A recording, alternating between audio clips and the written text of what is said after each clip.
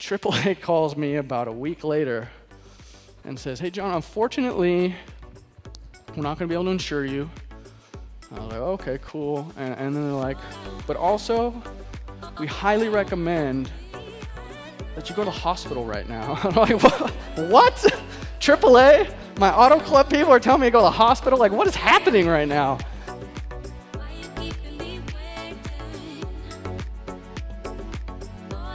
Can you believe it? It has been 1 year since my kidney transplant. 1 year since this happened. So it's finally happening. We just got a call. Well, we got it 2 hours ago, I guess. Hey, I'm Jordan, I'm John's brother, and I just kind of bolted over here because I got a call this morning saying John got a kidney.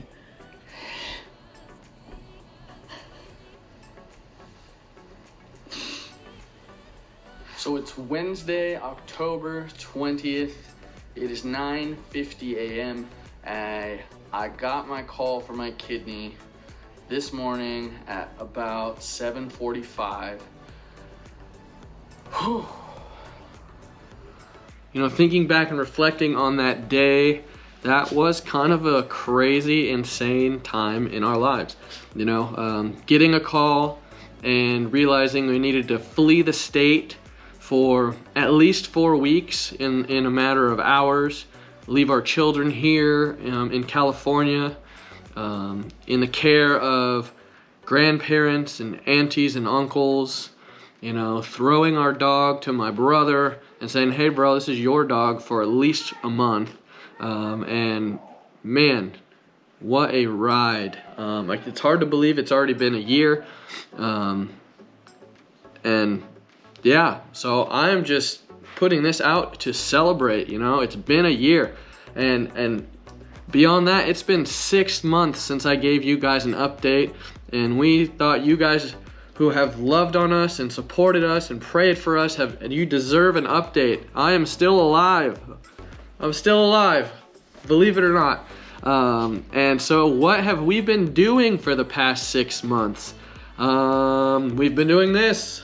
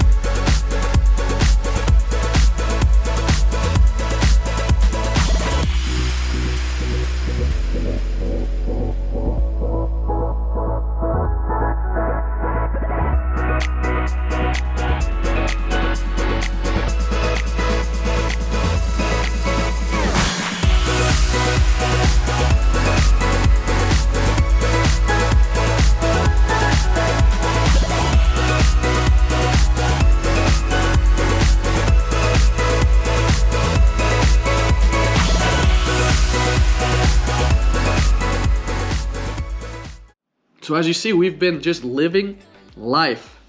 We have this new lease on life, and we've been just living it. We've been doing a little bit of everything. We've been going to beaches, we've been going camping, we've been spending quality time with family, and just, you know, really going for it. Doctor's appointments have tapered off to where they're not very cumbersome. They're not very cumbersome anymore.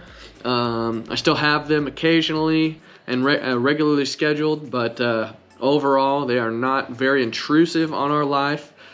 Still taking medicine for my anti-rejection to suppress my immune system, to keep that kidney strong so my body doesn't fight against it. The kidney is still in my body, it is still functioning.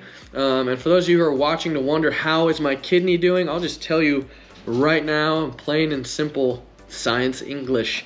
My creatinine level is 1.4, which is, man, is great. It's absolutely great. It was up I believe northwards of 4.5 before my transplant, and it is right around normal for non-kidney failure patients now. My GFR, for those of you who know what that is a pretty concrete number to track. That was down to 14, and low is bad. And it's gone as high as I think 78 at one point, and my latest thing is at 66, which is just awesome and great. The kidney is healthy, it is functioning, it is working. Praise God for that. It is working, and here I am a year later. I'm just grateful.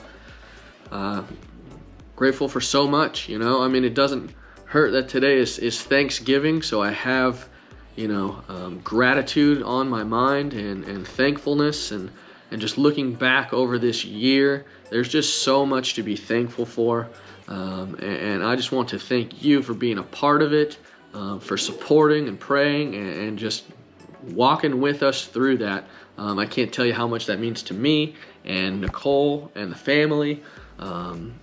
It's awesome. So other updates. I have a lot of people asking me who I see regularly, not on YouTube, because I haven't posted for 6 months. Whatever happened to that donor family? I remember you sent them a letter, and that's the last we kind of heard of it. As of today, November 24th, 2022, Thanksgiving Day, I haven't heard anything from them, and that's okay. They can do whatever they want to do. I don't know if it would just be too hard or whatnot, but I haven't heard from them. Sent them a letter, haven't heard back, but I still continue to pray for them, as we hit the year mark for this transplant. As we hit this year mark for this transplant, it just was another reminder that, hey, this family has been without their young loved one for a year now.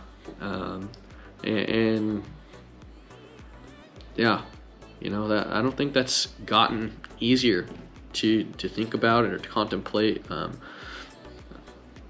at least on my end, and I'm sure it's not any easier on their end too. So as I'm filming this on Thanksgiving Day, I just have thankfulness that person went to the DMV and decided to be a donor on their driver's license, and I just continue to pray for that family to find healing and peace. And as you guys know, or maybe you don't know, last Thanksgiving, we were still out in Arizona, and that was such a special Thanksgiving. We were out in Arizona, and Nicole and I decided, you know what, we are going to do something special. We're going to do something special. We busted out of Arizona. We made a road trip out to my grandmother's house to surprise our family with a Thanksgiving visit. And here's a clip of how that went.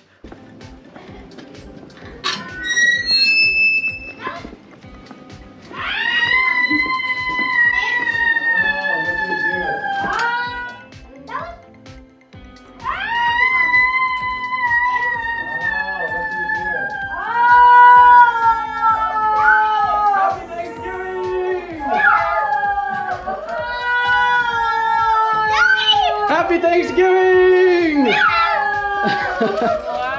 What's up, guys? You like my ugly turkey? That's why she likes that. Mommy, Daddy, Daddy. Oh, Hi, Mom.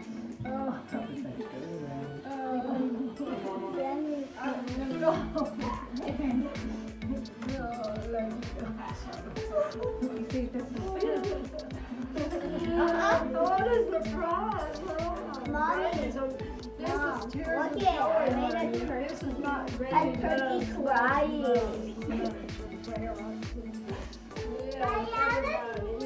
You give me a hug. You give me a hug. Yes, I do, buddy. Daddy, look at a turkey. Awesome. You don't look okay. How does this look? What's wrong? I couldn't figure out why you put it this tight.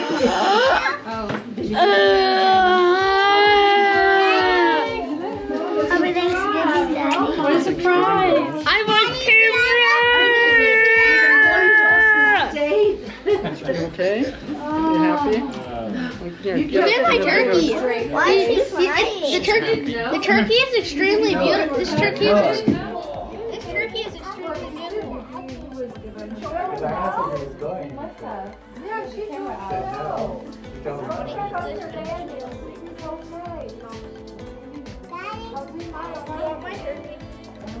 No, he didn't know you'd be out. Yes, you can, buddy. You guys are hot for love. Yeah, you want to see it?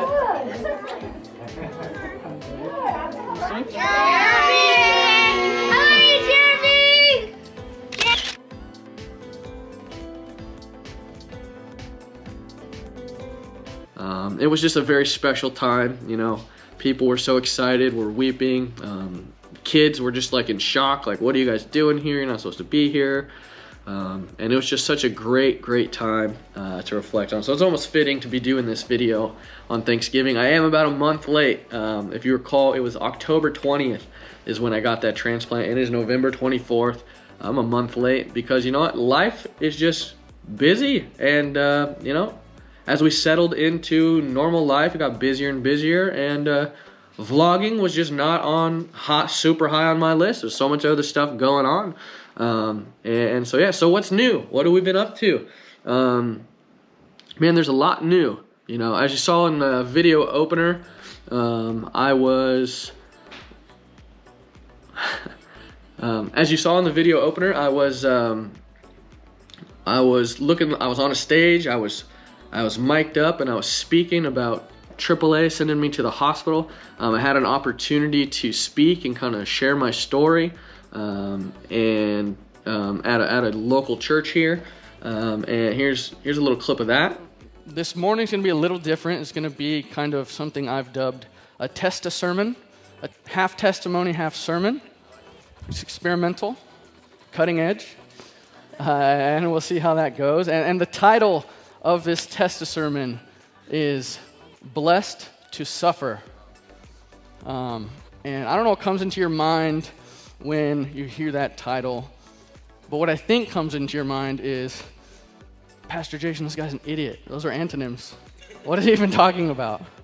You know, so I went ahead and looked up what blessed means, what suffer means, and we're just going to get all clear on what we're talking about today. Blessed, being blessed of God means being endowed with a particular cherished thing or attribute. Cool, we all like blessings, right? And suffer or suffering is the state of undergoing pain, distress, or hardship. Interesting.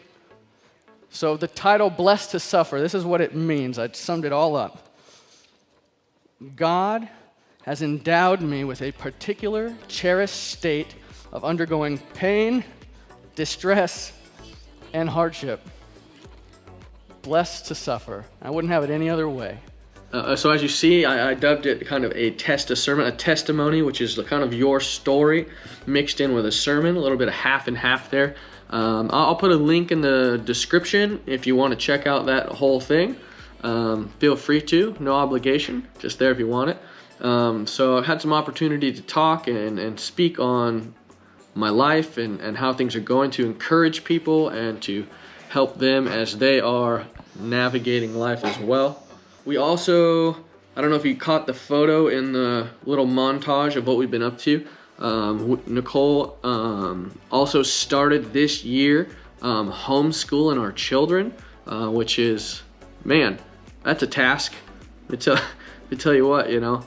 And that's just giving us, you know, more opportunity to spend time with them, more opportunity to teach them at their level, more opportunity to get out of kind of the, I don't know, just the scheduling of the school system, to open up our life to be available for kind of anything and everything we might be dreaming of doing.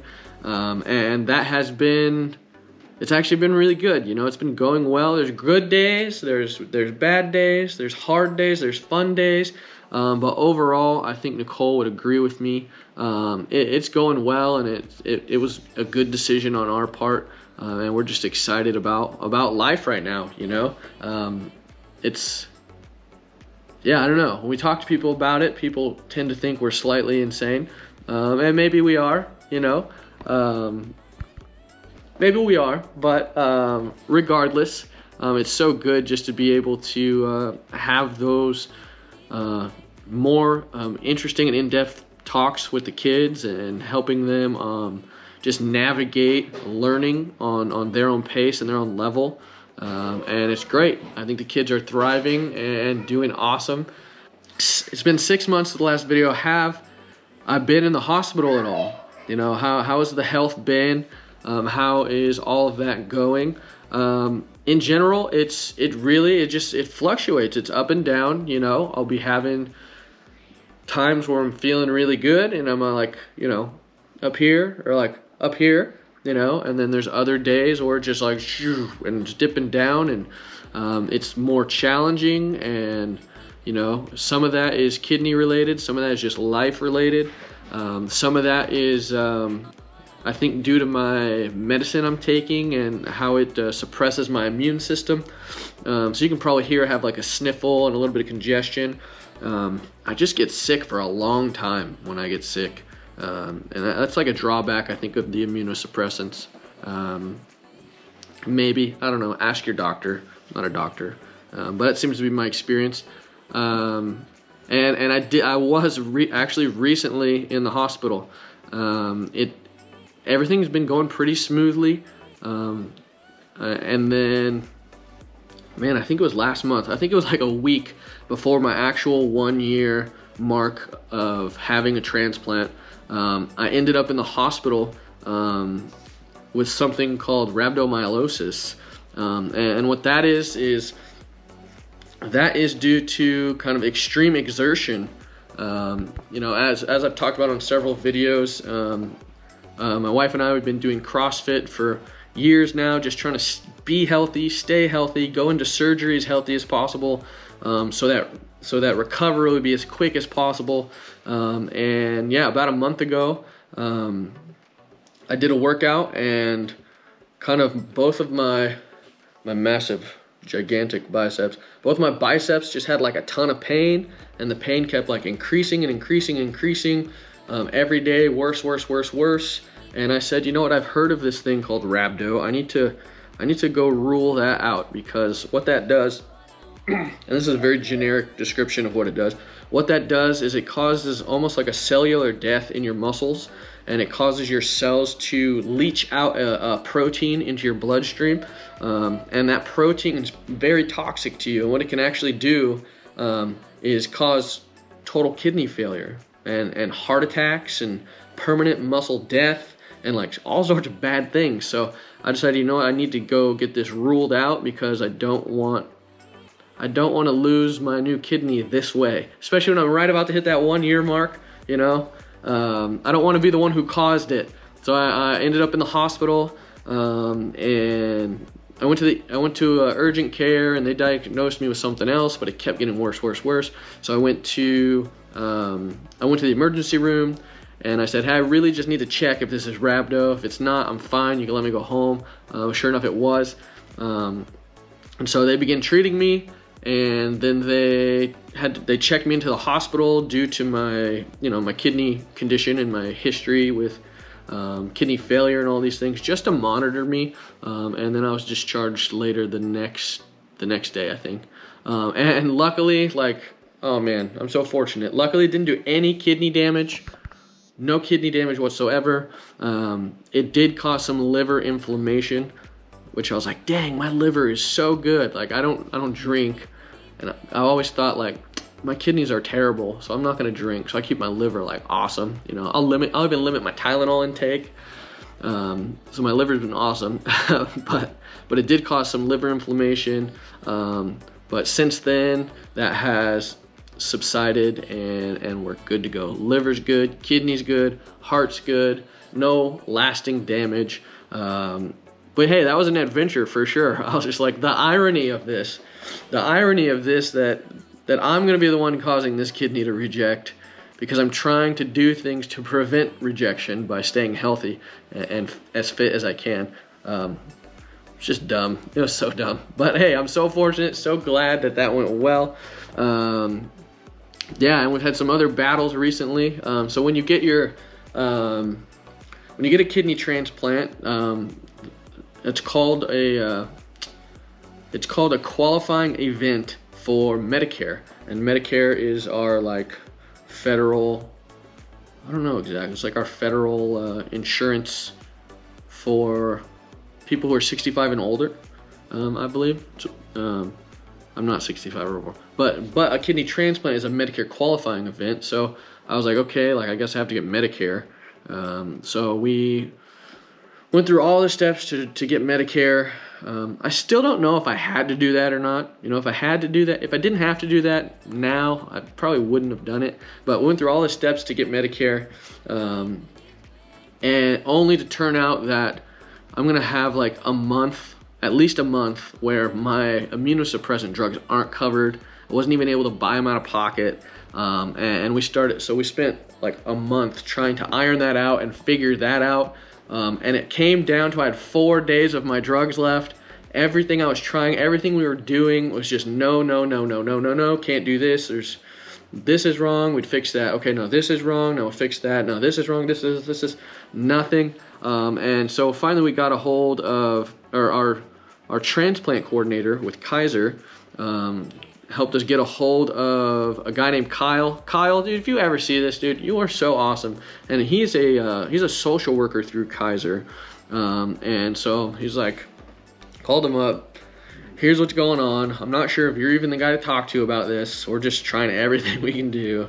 And he immediately freaked out on our behalf. And was just like, this is unacceptable. He was like angry, you know. And then he went to work, calling pharmacies, doctors, Medicare, like everyone and anything. And he kept getting same dead end after dead end after dead end after dead end that we were getting. And we got down to, man, I want to say I had 2 days left of medicine. I had resolved myself, like, okay, like if I run out of medicine, like, I don't even know what to do, so I'm just going to go to the emergency room, I guess, twice a day. I'm going to go at 8 a.m., say, hey, it's emergency, I need these medications, and I'm going to get my dosage, and I was going to go back at 8 p.m. and go get my dose until I figured this out. I was like, I don't know what else to do. But super long story short, Kyle somehow pulled a ton of strings, and he got like an emergency release of a 14-day supply of my meds. Which was awesome. And then we come down, I got 3 more days left, and he calls me up and says, hey, how's things going? What's with the meds? I was like, I still got nothing, dude. I got like 3 days left. And he's like, all right, I'm gonna handle this. I'm gonna get this extended out another 2 weeks. And I'm currently right now in that 2-week extension period. And the thought is right now that when December 1st, so about a week, supposedly I'm gonna be able to get my meds again through Medicare. If not, well, you know, we'll see what happens. But Kyle, thank you so much, man. So we're coasting still haven't had to check into the ER or anything for that, and it's going fine. People are working hard on my behalf and advocating for me, which is just, man, it's so great to have a team behind me. So just Kaiser, Kyle, everyone, just thank you so much.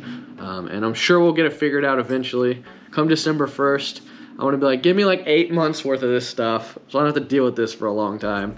And we'll kind of see what happens there. Other than that, yeah, life is good, guys. Life is going well. There's new opportunities everywhere. And yeah, like life is just an adventure again, you know, and the possibilities really are endless. And Nicole and I are doing, you know, our best to be the best parents we can be, and we're just seeing what God might have for us in the future, you know. But anyways, guys, that's our update, our 1-year update.